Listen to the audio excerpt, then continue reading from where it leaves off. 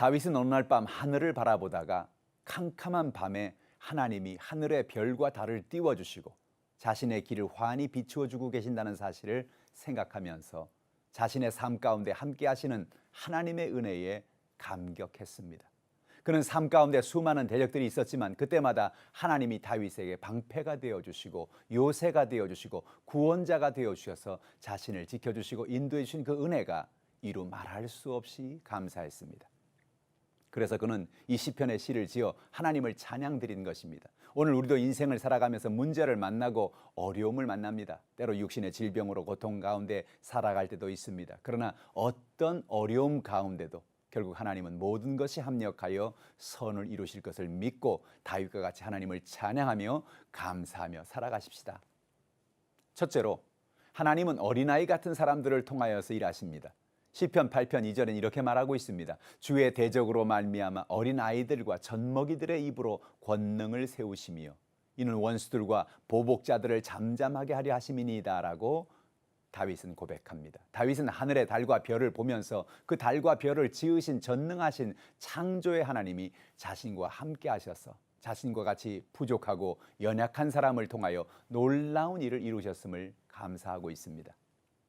다윗은 자신의 삶을 뒤돌아볼 때 자신 어린아이 같고 젖먹이 같은 그런 사람이었지만 하나님은 자신과 같은 사람을 통해서 권능을 세우셔서 원수들과 보복자들을 잠잠하게 했다고 그는 고백합니다.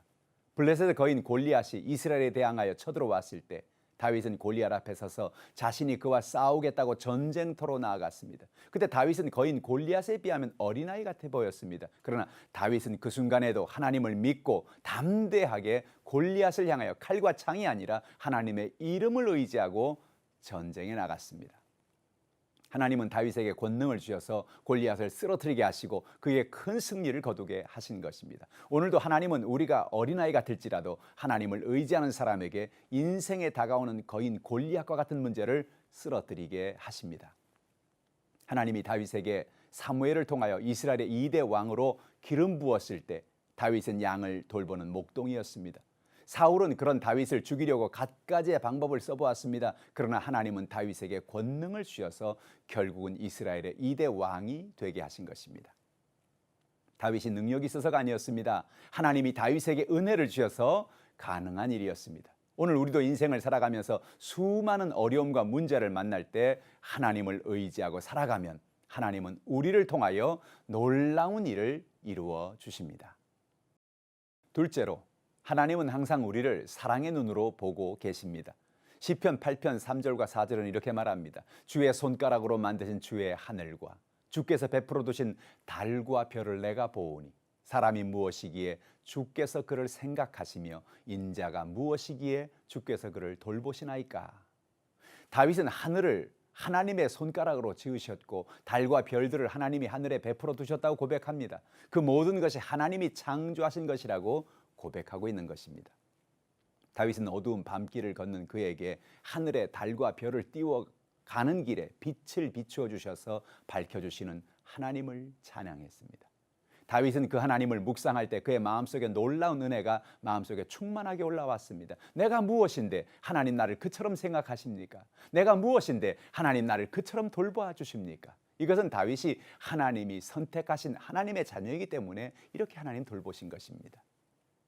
오늘 우리는 우리 자신이 하나님이 선택하신 하나님의 자녀라는 사실을 잊지 말아야 합니다. 삶이 힘들고 어려울 수 있습니다. 그 순간에도 하나님은 우리를 사랑하시고 우리의 모든 것을 채워주십니다. 하나님이 밤길에 다윗에게 달을 띄우고 별을 띄워서 그에게 밝은 빛을 비추어 갈 길을 비추어 주신 것처럼 우리에게도 빛을 비추어 나아갈 길을 열어 보여주십니다. 누가복음 15장에 보면 예수님이 비유로 말씀하신 돌아온 탕자 이야기가 나옵니다. 둘째 아들은 아버지가 장차 자신에게 줄 유산을 미리 정리해달라고 해서 다른 나라에 가서 장사를 했습니다. 그러나 모두 탕진을 하고 빈손으로 돌아왔습니다. 그런데 아버지는 그런 아들을 내쫓지도 않으시고 나무라지도 않으시고 그를 환영해 주시고 그를 위하여 잔치까지 열어주셨습니다. 여기서 나오는 탕자는 우리를 의미하고 아버지는 하나님을 의미합니다. 아버지가 집 나간 탕자를 매일 기다리고 있었듯이 하나님은 그의 사랑으로 우리를 기다리고 계셨습니다. 하나님은 오늘도 우리를 사랑의 눈으로 매일 매순간 지켜보고 계십니다.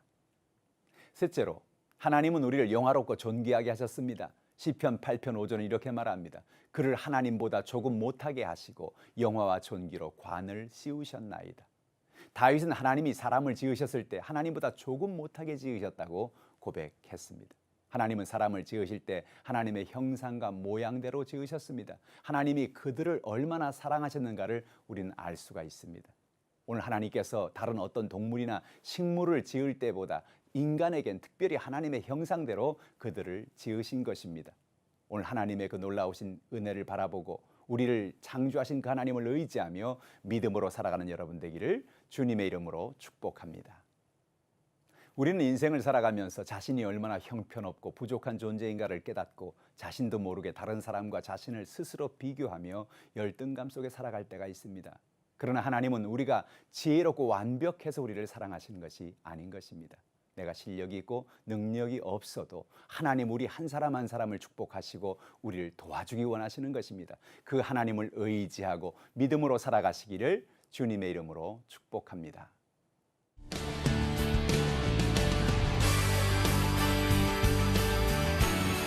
In the beauty